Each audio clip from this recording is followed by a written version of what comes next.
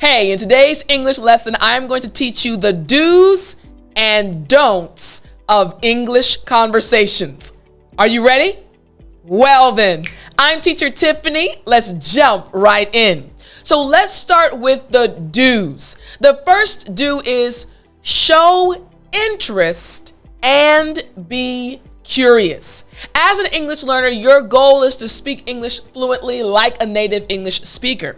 So during English conversations, you need to show interest and be curious. You see, by showing interest, the person will want to continue having a conversation with you. Remember, English conversation is not just about the words you use or the expressions you know. Instead, it's about truly mastering the conversation skills that native English speakers have. Again, showing interest and being curious. The person will feel like, hey, you're actually interested. I want to continue this conversation. The other thing you need to remember related to this do is that showing interest reveals that you care about what the other person is saying. When you're having a conversation, remember, you're not talking to a brick wall. You're talking to another individual.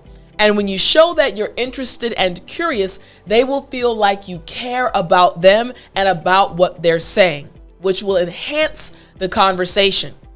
The other thing is being curious means that you can ask questions related to what the person is saying. I tell this to my students all the time. Conversation, English conversation is like a tennis match, back and forth. Back and forth. Respond, ask a question. Respond, ask a question. Respond, ask a question. It shows that you're interested and it shows that you're curious.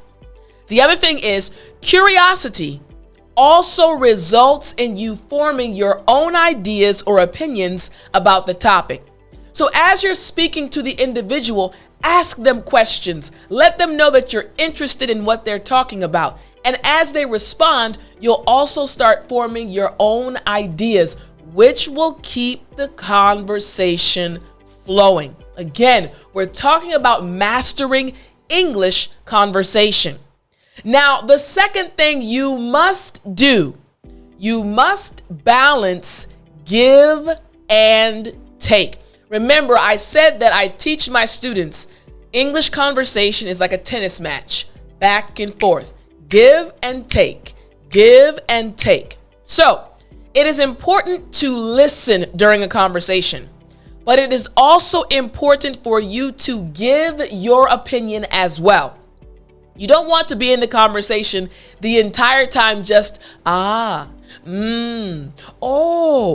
want to also give your opinion. It's about balancing giving and taking, listening and speaking. There has to be a balance.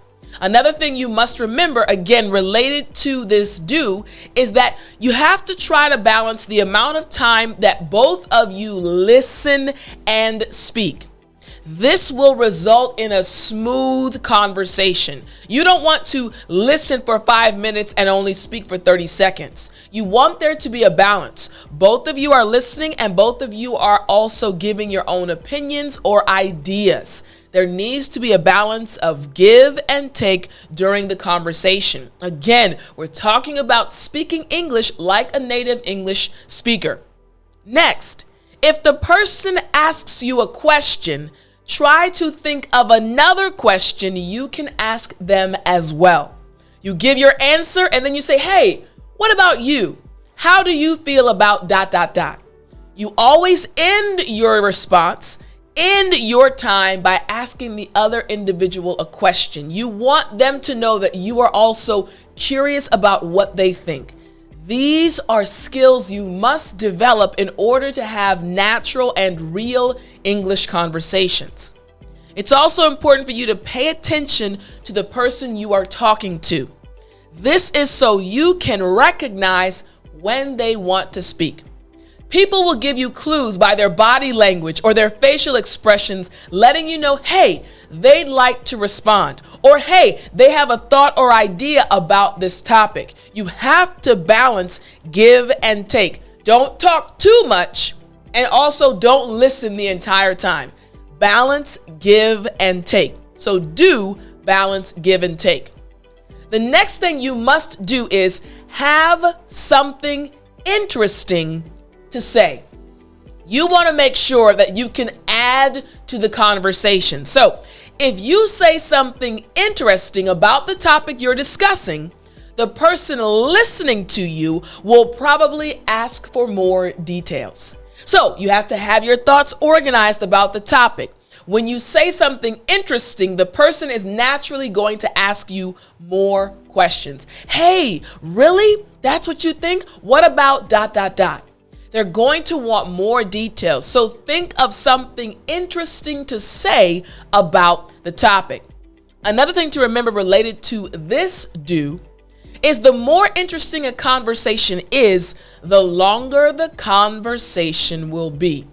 Your goal is to speak English like a native English speaker. Your goal is to have a natural English conversation that flows smoothly. Well, when you say something interesting, it makes the conversation more interesting, and it will go on and on and on. So remember, have something interesting to say. In order for a conversation to flow well, you must be thinking of what you can add to the conversation. This goes back to the second do. Balancing give and take. What can you add to the conversation to make it interesting? And also remember that in order to be interesting, the information must connect to the listener in some way. You're not just thinking about the topic from your own perspective. You want to make sure you're thinking about the person you're speaking with as well. Hey, how does this connect to this individual? This is how you really keep the conversation going and keep it flowing like a native English speaker. So doing these things will help you really master English conversation. Now, even though there are 3 important things to do, there are also 3 important things that you must not do. The first is don't dominate. You see, the first thing to remember is to never dominate the conversation. It is important to make sure there is a balance between you and the person you are speaking to. This is so important. You need to make sure both of you are contributing to the conversation. So don't dominate. Here, dominating actually shows that you don't care about the other person's opinion. And when someone is in a conversation with another individual that really is not making them feel important or making them feel that their important ideas are valid, they're not going to want to continue the conversation. So pay attention. It's not just about the words and expressions you use. You must master these techniques. So don't dominate. The other thing to remember related to this is people don't want to have conversations with people who dominate the conversation. It's not fun. It's not interesting. So don't dominate the conversation. Pay attention to the person you're speaking with. And remember, dominating the conversation, it also shows that your listening skills are not good. When you just talk, and you dominate the conversation, it actually reveals that your listening skills are not where they need to be. Because if your listening skills were good, you'd want to hear what the other person has to say. So remember, don't dominate when you're having a conversation with someone. The next thing to remember is don't talk more than you listen. The second thing to remember is that listening skills are an important part of effective communication. In other words, listening attentively will actually help you to master English conversation. You've probably never heard this before. Listening can actually help you speak better. You see, here's the thing. Listening attentively will help you understand people better. When you understand people, you'll know how to organize your thoughts to connect to that person, which will make the conversations more interesting. The other thing you have to remember, again, not talking more than you listen. As you listen, you actually improve your English ability because you are taking in new information. Your brain is processing new information. Then you're developing your thoughts or ideas in response to what you just heard, and then you're responding. This will help you speak English better. So don't talk more than you listen. And remember, if you listen well, the other person will also want to listen to you. It's a give and take. When they see, wow, you're paying attention to me, I also want to listen to you. And they'll let you speak and also express your ideas, and the conversation will flow better. So don't talk more than you listen. Another don't that you must remember, don't interrupt. The third thing to remember is to never interrupt. This is because interrupting someone or suddenly stopping them is rude and can stop a conversation.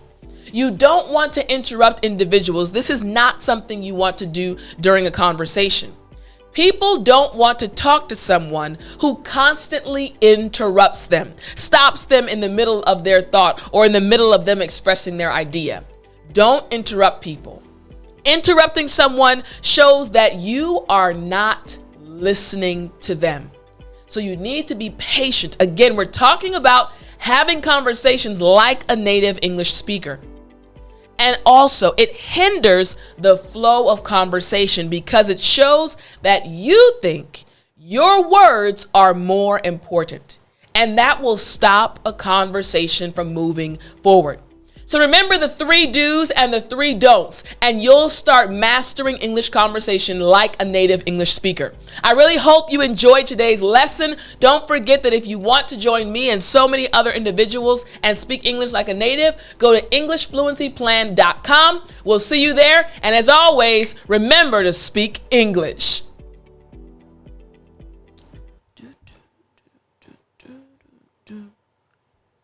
You still there? You know what time it is. It's story time. Hey, I said it's story time. All right. So in today's lesson, I explained the do's and don'ts for English conversations. I want to tell you about something that happened to me that dealt with English conversations.